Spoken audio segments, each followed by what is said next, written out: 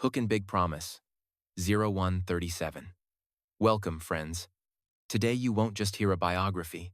You'll write a living current of history, where English learning pairs with a legend whose name still thundered after 2 millennia, Alexander the Great.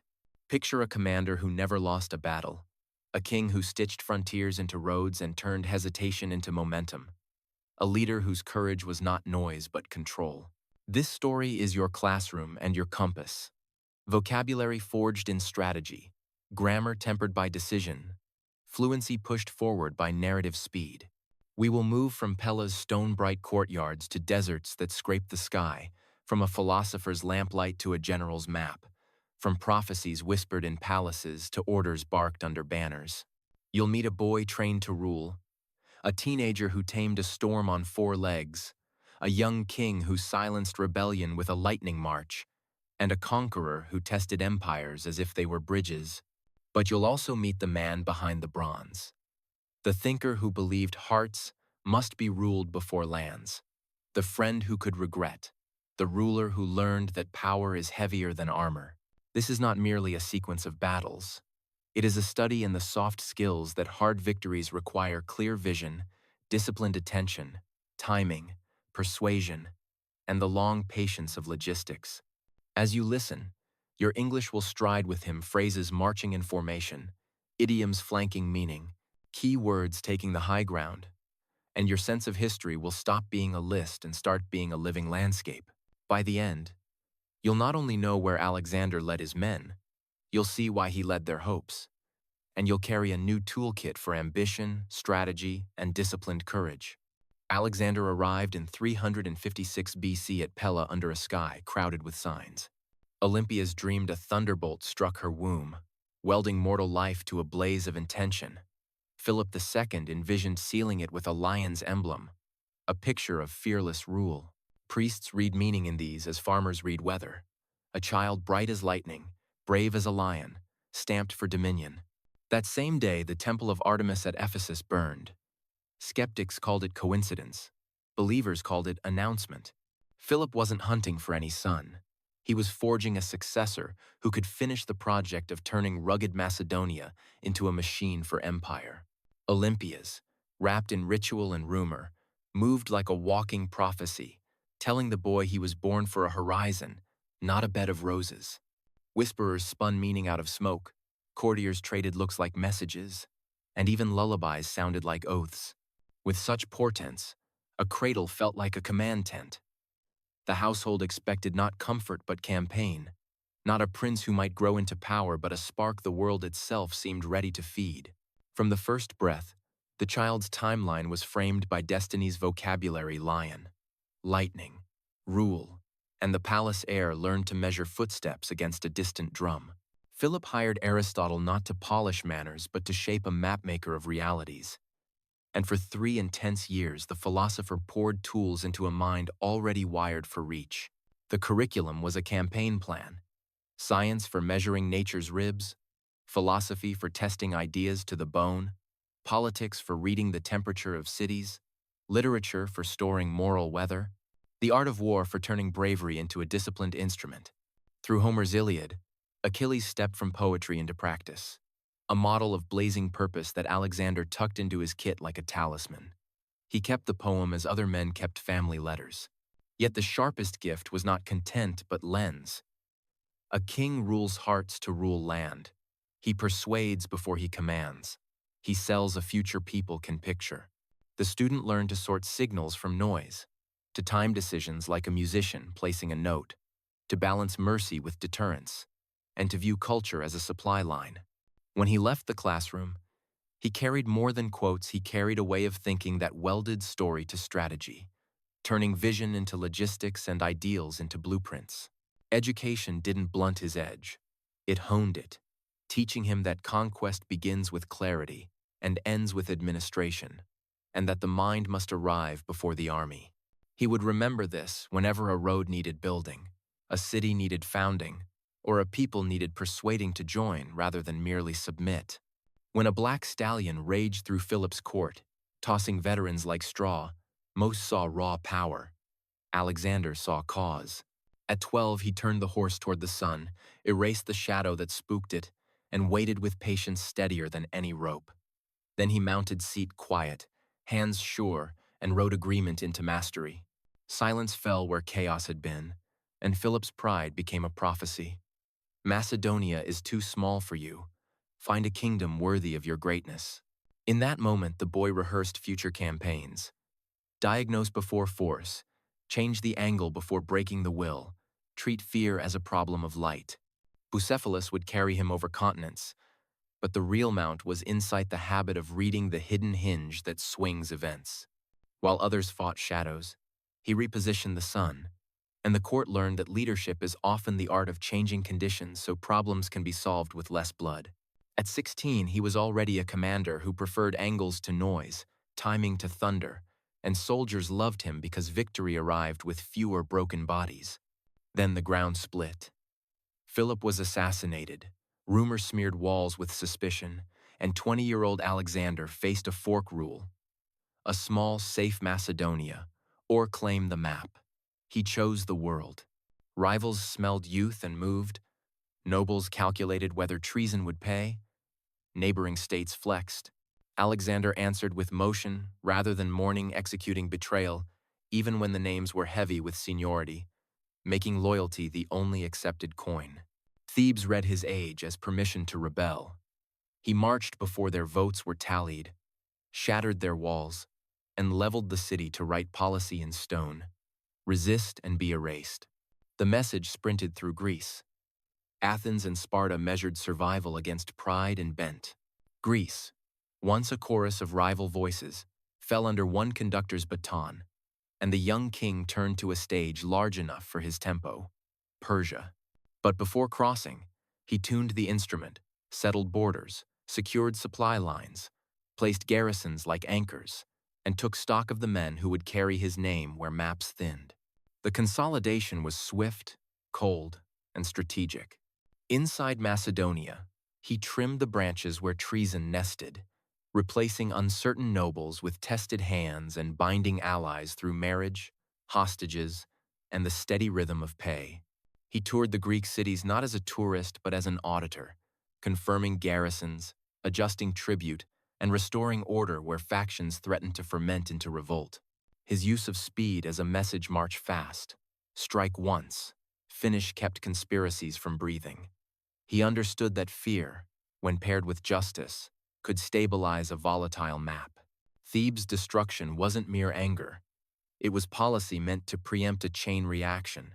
Meanwhile, he assembled an invasion force that looked modest beside Persian numbers, roughly 35,000 infantry and cavalry combined. But what it lacked in size, it compensated with cohesion. The phalanx drilled to a metronome, the companion cavalry honed into a scalpel, engineers who could turn rivers, walls, and bridges into steps rather than obstacles, logisticians who converted miles into meals. He streamlined command, so decisions traveled at the speed of intent, and he used propaganda with precision. Letters to cities framing his war as punishment for Persian past aggressions, speeches to troops framing hardship as the price of immortality, gestures to Greece that he was avenging old wounds from Xerxes' time. By the time the fleet cut the Hellespont, Greece was quiet not because it was asleep, but because it had been taught that noise would be fatal. Behind him smoldered an example. Ahead of him waited the testing ground where reputation becomes record. He studied the coastlines, the river mouths, the friendly ports, and the hostile ones, and made deals where steel would be wasteful and warnings where words would be weak. He knew that to take on Persia, he needed more than courage. He needed the arithmetic of grain, the geometry of road and bridge, the grammar of a message that would hold his coalition together when casualties began to count. So he rehearsed speeches, checked ledgers, and drilled formations until the army breathed like one chest. Then he pointed them east.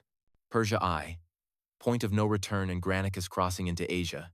Alexander burned the ships that could have ferried retreat, turning the shoreline into a vow. Return as kings, or never return. The act welded courage to necessity and told every soldier that the only road home ran through victory. At the Granicus River, Persian satraps massed roughly 40,000 on the far bank, confident a wet uphill assault would grind the Macedonians into a cautionary tale. Senior officers begged for delay. Alexander chose shock, spurring into the current so the enemy would find a charge where they expected hesitation. The river clawed at shins, shields tugged at balance, and then the banks erupted into a chaos of bronze and will. The phalanx threw a wall of pikes to hold space while the companion cavalry punched for leaders, aiming to decapitate rather than merely grind. Alexander, glaring through spray from Bucephalus's withers, became a magnet for danger. Persian nobles targeted the lion-plumed helmet, and twice blades came near enough to nick history, but his guard carved openings and the momentum rolled. By dusk, the Persians had lost thousands. Macedonian casualties were a fraction, and the psychological ledger flipped. The unthinkable Persia beaten in open battle had happened. City after city opened its gates. Some were spared to attract surrender. Others were punished to discourage delay. As he moved, Alexander paid his army precisely and spoke rarely, letting results do the recruiting. He reappointed cooperative satraps to keep the bureaucracy humming and stationed garrisons to pin the map behind him. He learned the names of local gods and did not insult them. He learned the names of the most dangerous families and did not trust them. Darius, startled into focus, gathered a force vast enough to smudge the horizon, but Alexander refused to be drawn into a bad field. He bent the campaign path south, aiming for Egypt, to inflate resources, legitimacy, and narrative all at once. Egypt's grain would be bread. Egypt's priests would be proof. Egypt's port would be a door. Persia too. Egypt and divine sanction. Egypt met him not with blades but with relief. Memphis crowned him pharaoh, a title that braided him into local myth. In return, he promised temples protection and taxes sanity. At Siwa's oasis, the oracle hailed him, son of Zeus Amun, a phrase that stitched destiny to policy and turned morale into a resource that marched beside rations. He founded Alexandria on the Mediterranean, a city drawn with ruler-straight streets and a harbor like open arms, place to catch trade, culture, and pride. Egypt's grain filled his granaries, its priests endorsed his story, and its people, tired of Persian administrators, embraced a liberator who seemed to understand spectacle as well as supply. With the Nile behind and the eastern horizon ahead, he pivoted back toward the problem that still defined the age: Darius's great army and the battle that would decide whether boldness or sheer mass would write the next chapter. On the plain near Gaugamela in 331 BC, Darius arranged a masterpiece of intimidation. Scythed chariots sharpened like arguments, elephants looming like moving bastions, cavalry and infantry layered into a carpet of numbers said to exceed 250,000. Alexander brought perhaps 47,000 and a clarity that behaves like a larger force. He extended his right, tempting the Persian left to stretch and break formation. Dust scribbled the trap in the air, and when the seam opened, he drove the companion wedge at the royal center, choosing the mind of the army over its muscles. The scythed chariots, brilliant on paper, found themselves swallowed by drilled infantry that made lanes and then closed like jaws. For a heartbeat, the field balanced. Then Darius glimpsed the spear coming for his person and fled. A king's retreat traveled faster than any messenger, and the Persian line discovered that courage evaporates when the center does. The collapse spread. Babylon opened its gates with a bow. Susa offered treasure that clinked like applause, and Persepolis' ceremonial heart, of Achaemenid pride, saw its palaces burned in a blaze that doubled as theater and thesis. The old empire had ended. Alexander was now king of kings. But the crown he claimed came with a riddle: how to keep conquered peoples from becoming permanent rebels, and how to keep his own men from resenting the respect he must show the conquered. After Gaugamela, Alexander found Darius betrayed and dying, granted him royal burial, and claimed legitimacy as his successor. Then he began the risky work of fusion. He wore Persian robes beside Macedonian steel, adopted a court ritual that Greeks derided as kneeling to air, and married Roxana to symbolize a bridge between worlds. He recruited Persians into command, staged mass weddings at Susa to knit elites, and spoke often of a single empire made from differences rather than ruled against them. To many Macedonians, these choices smelled like surrender of identity. Tension accumulated like storm heat. At a feast, wine lost sharp words from Clytus the Black, a friend who had once saved Alexander's life. Accusations flew. You forget who you are. And, in a flash of drunken rage that history cannot untell, Alexander killed him with a spear. Grief hit like a second spear in the morning, but governance gave little time for repentance. Whispers of plots rose, and the net caught Philotas, son of the veteran Parmenion. Torture produced confessions of uncertain truth. Alexander executed the son and, fearing the father's revenge, had Parmenion killed as well. Authority hardened. Mercy now moved on a shorter leash. Yet the conqueror still chased the horizon, pushing into Bactria and Sogdiana, where guerrilla war replaced decisive battles and the land itself seemed to rebel. He founded cities to pin the ground, installed satraps with overseers to watch them, and learned that empire is logistics stitched to patience. In India, he met a new grammar of war: monsoon rains, rivers that argued with crossings, and elephants whose mass rewrote tactics. At the Hydaspes, he refused a suicidal frontal attack, ferried a strike force upstream in a storm, and crashed into Porus's flank. The fighting was long and granular, but maneuver and discipline wore the enemy down. When asked how he wished to be treated, Porus answered, like a king. And Alexander, admiring the medal in the answer, restored him to rule and expanded his lands. The victory was brilliant, but the army's soul was spent. At the Hyphasis, his veterans refused to go farther. Alexander pleaded, promised, and painted glory with words, but exhaustion vetoed ambition. He turned back, and the desert exacted revenge. Heat took more Macedonians than Persian steel ever had. In Babylon, he returned thinner in body, thicker with plans, Arabian campaigns, new fleets, and administrative overhauls, but fever undercut the schedule. On his last bed, he whispered the phrase that detonated into decades of chaos, to the strongest, and the greatest engine of momentum in the world went silent at 32. The Indian campaign is a lesson in both mastery and limit.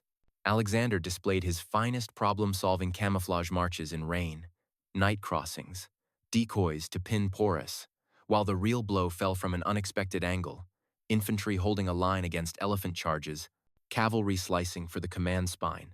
He also displayed his finest statecraft, honoring a brave enemy and turning him into a stable ally, demonstrating that magnanimity could be policy when it secured the frontier better than garrisons.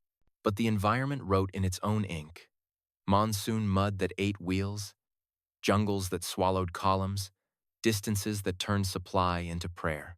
Veterans counted scars and graves, and when they refused to push east beyond the Hyphasis, it was the first true defeat. He never overcame defeat by arithmetic of human endurance.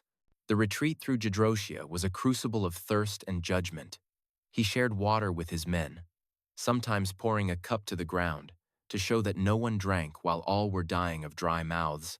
But symbolism doesn't hydrate. Thousands perished. Still he kept founding cities. Still he kept notes for future campaigns, as if momentum were medicine against mortality. By the time Babylon's walls framed him again, the king who had outrun rumor could not outrun time. In the humid tangle of Babylon, Alexander tried to convert conquest into governance. Roads to lace provinces together, harbors to feed trade, a fleet to explore the Arabian coast, and a bureaucracy tuned to multitudes rather than a single tribe. He planned festivals to bind loyalty with spectacle, reviewed satrap accounts with the precision of a quartermaster, and dreamed aloud of more cities that would anchor Greek culture like stars across a new sky. Then fever dimmed the edges of the room. For days he lay silent or whispered, generals circling like planets without a sun. When asked to whom he left the empire, he offered only the riddle: to the strongest. On June 10, 323 BC, he exhaled, and the air changed. The tent of history sagged without its center pole. Maps across 3 continents waited for new hands. The Diadochi Alexander's senior officers pretended unity for the length of a handshake, then fought the long, brutal argument his last words had invited. The empire fractured into successor kingdoms. Ptolemy secured Egypt and lit the dynastic fuse that would burn for centuries.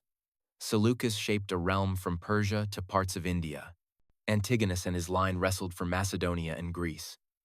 Lysimachus ruled in Asia Minor until tides turned. The dream of a single scepter was gone, but the Hellenistic world bloomed from the wreckage. Greek became the lingua franca of trade and scholarship, binding ports from Alexandria to Antioch. Ideas traveled faster than armies. Art learned new alphabets. In Alexandria, the library and museum gathered scholars who weighed the earth, mapped the heavens, calculated levers, cataloged plants, and argued in disciplines from medicine to metaphysics. Euclid's elements became the clean geometry under bridges and catapults. Archimedes would later move the world with a lever and a line. Hipparchus plotted stars with a rigor that still instructs.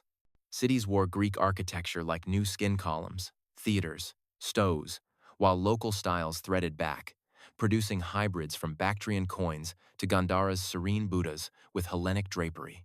Alexander's founding instinct, plant a city, plant a story, meant that places like Alexandria in Egypt and Kandahar in Afghanistan carried his signature into the common life of markets and schools. Military academies centuries later studied his campaigns as textbooks. The oblique advance at Gaugamela, the river assault at Granicus, the logistics that fed long marches, the tempo control that kept enemies reactive. Julius Caesar measured himself against Alexander's timeline and found his own wanting. Napoleon carried the map of the Macedonians' maneuvers and tried to make Europe rhyme with Asia. Yet the ledger is not simple. On one page, a strategist without a battlefield defeat, a ruler who sometimes honored the fallen enemy, a builder of cities and roads that knit cultures, an advocate, at least, in policy of blending elites across lines of language and dress.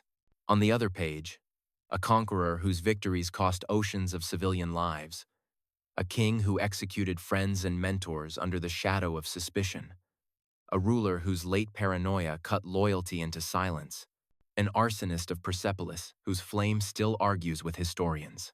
His death remains a riddle: malaria, typhoid, poisoning, an autoimmune paralysis that locked breath inside a living chest, each theory asserted, none proved. What survives more, surely, are the lessons that migrate beyond antiquity. Dream big, but tie your dream to logistics. Courage is stronger when it arrives on time. Leadership is sight plus speech plus stamina. Power comes with attacks of doubt. So build systems that can survive your absence. Be open to the foreign, not as decoration, but as a method. The East-West synthesis of the Hellenistic age sparked discoveries because minds met before armies did. And remember that victory without restraint breeds its own defeat. The soldiers who refused at the hyphasis drew a boundary his will could not cross. 2,300 years later, his roads have faded, but his patterns persist. In boardrooms that study tempo and initiative, in academies that map flank attacks onto case studies, in city plans that still echo Alexandria's grid. Whether hero or villain is less important than the scale of his weather in history. We still live in the atmosphere he made. If a boy from a rugged border kingdom could carry a library in his head, a plan in his hand, and an army in his voice, then your own goals, spoken daily, practiced quietly, revised intelligently, can travel farther than you think. The storm that followed Alexander's last breath did not break in a single clap of thunder. It rolled for decades, changing shape as mountains do, slowly, massively, with consequences that outlasted the men who first felt the ground tremble. The Diadochi began with masks of cooperation and ended with faces carved by war. Perdiccas tried to hold the empire together with regency and parchment. Parchment tore.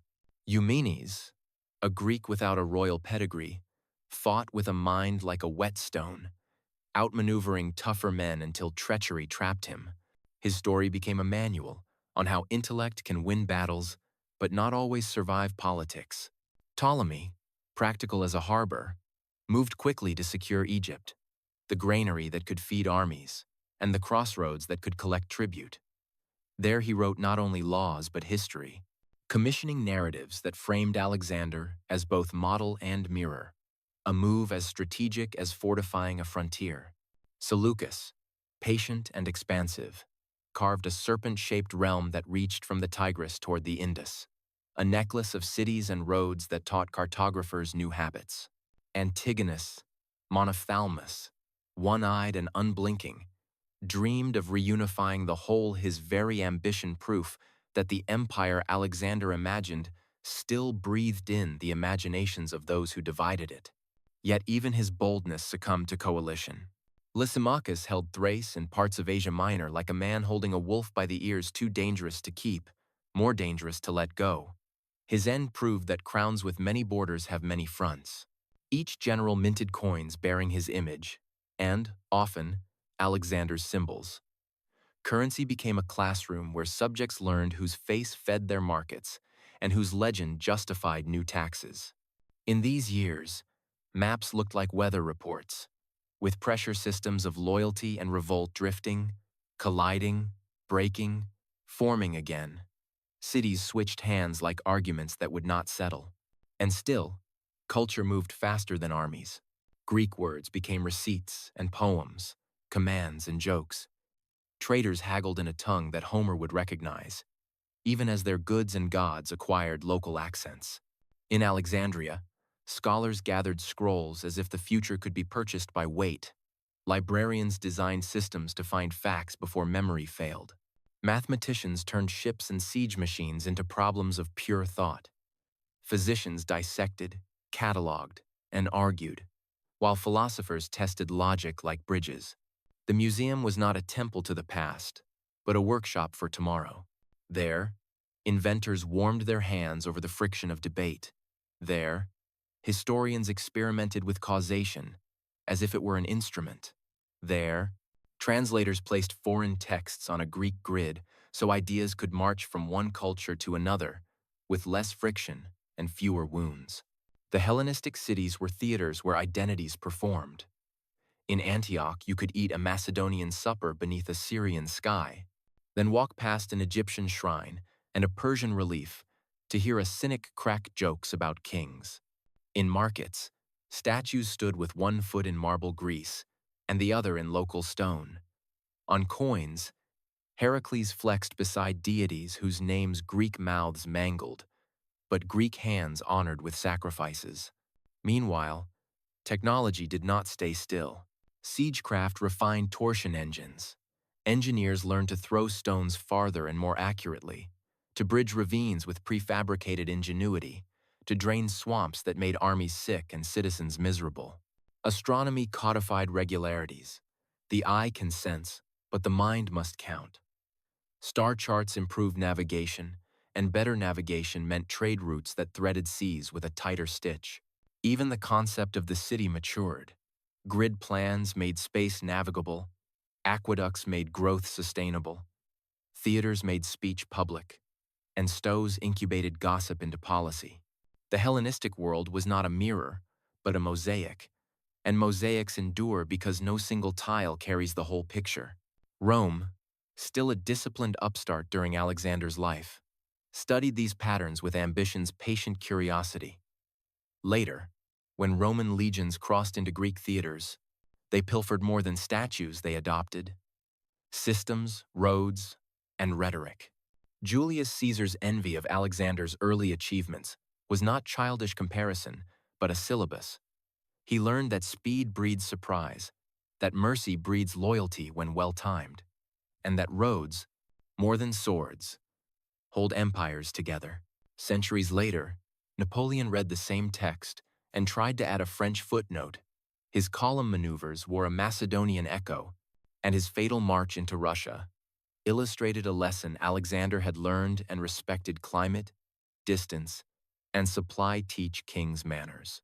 In military academies today, instructors draw chalk wedges on boards and say, "Companion charge," then pull a straight edge and say, "Phalanx," then circle flanks and say, "Fix and strike."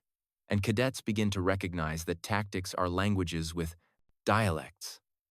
Alexander speaks one of the clearest dialects we have, yet the ledger resists neatness. The libraries and boulevards stand beside ghost villages drained by conquest. The shining rhetoric of unity stands beside the raw arithmetic of bodies. The beauty of blended art stands beside the smoke of Persepolis, where political theater consumed more than curtains. Was he a hero? If your village gained a road, a market, and a lingua franca that let your child read a geometry that built bridges, perhaps yes. Was he a villain?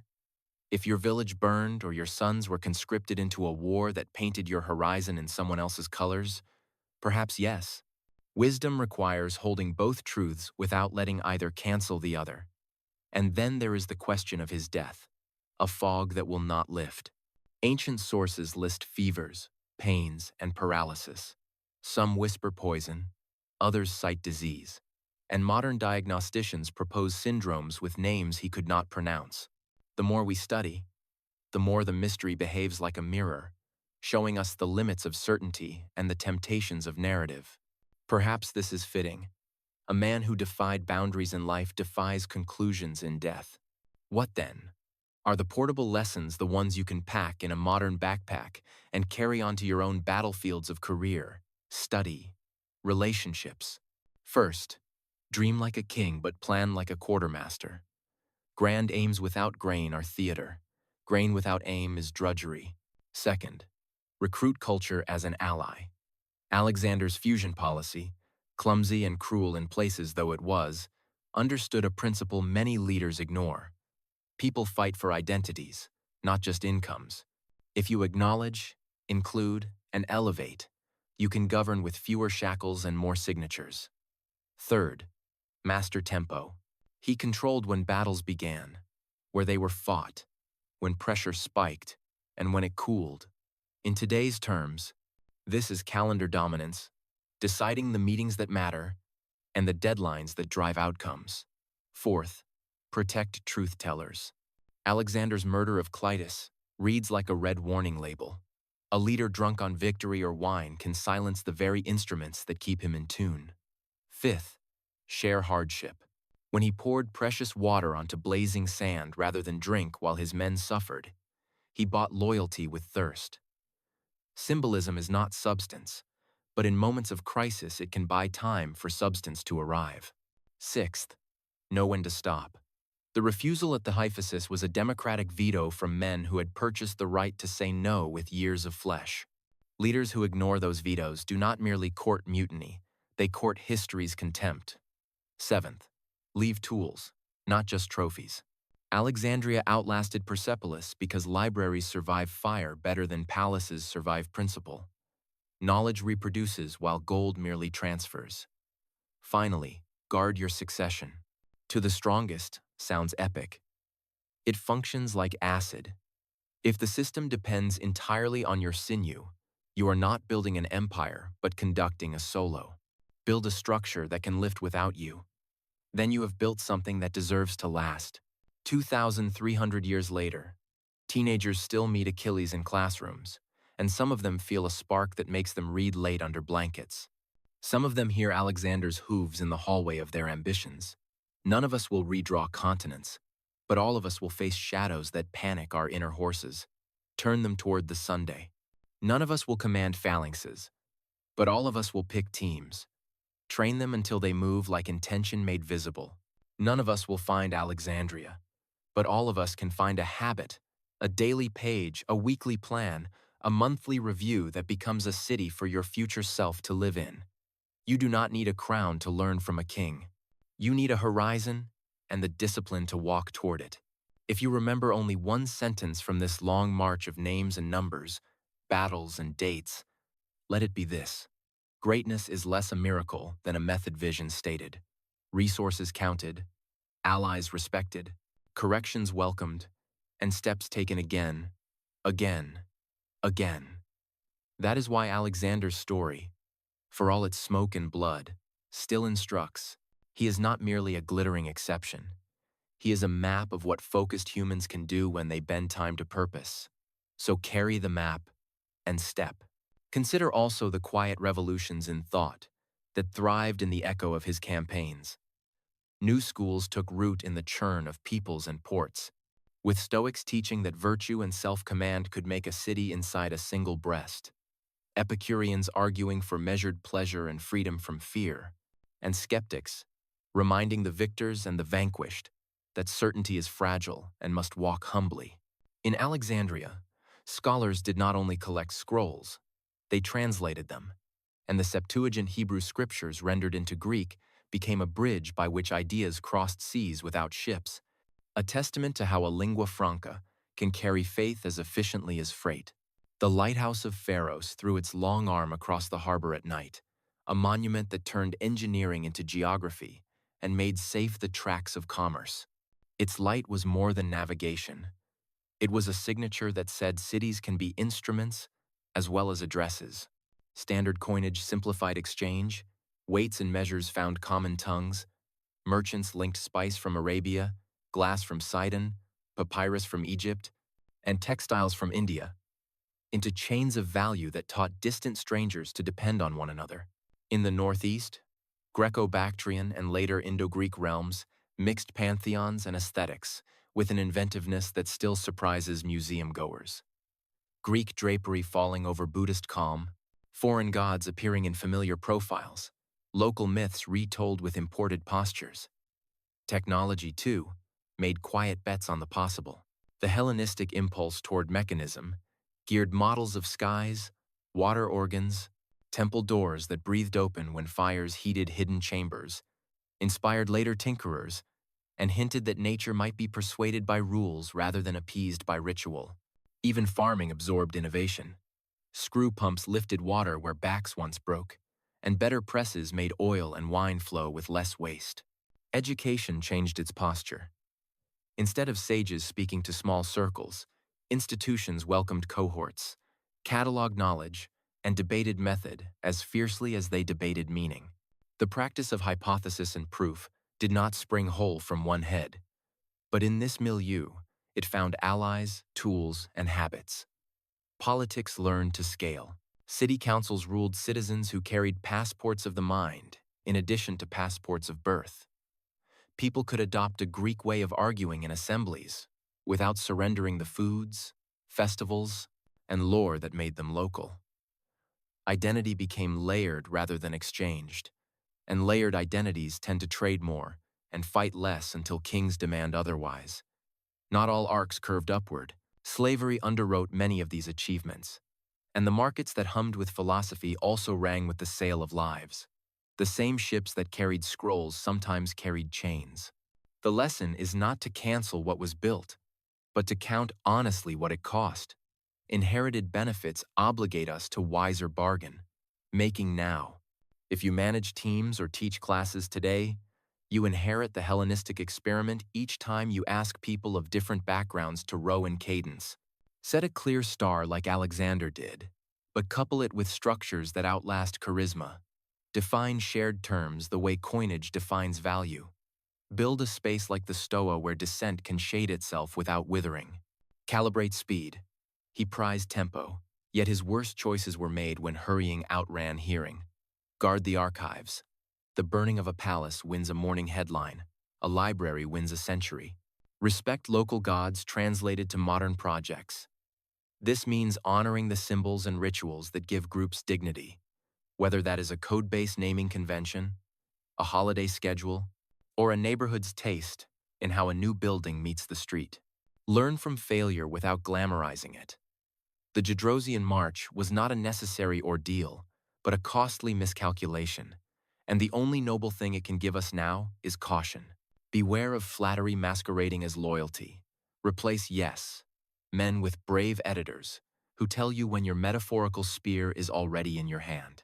And plan the handover from the first day of the takeover, because succession built in haste invites knives sharpened in quiet. Finally, remember that greatness scales down.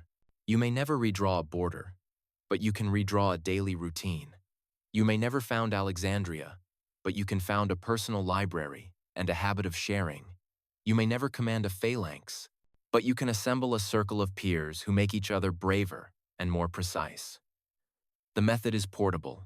Decide clearly, speak vividly, listen fiercely, revise quickly, build patiently, The legend is optional. The craft is not. So, if the world feels large and your tools feel small, take courage from the map he left behind. Find your Siwa, your place of confirmation. Build your Alexandria, your home for ideas. Choose your Bucephalus, your fear mastered by method. And when history hands you shadows, turn them toward the sun and ride. Did this story spark your English and your curiosity? Don't keep it to yourself. Share this video with family and friends who love history and self-improvement. Your one click might be the nudge they need. Then hit subscribe on English Avenue today and turn on the bell so you never miss our next graded reader, listening drills, and bite-sized lessons. Join our growing community. Comment on your favorite moment and practice out loud. Learn smarter, grow faster together. See you in class tomorrow.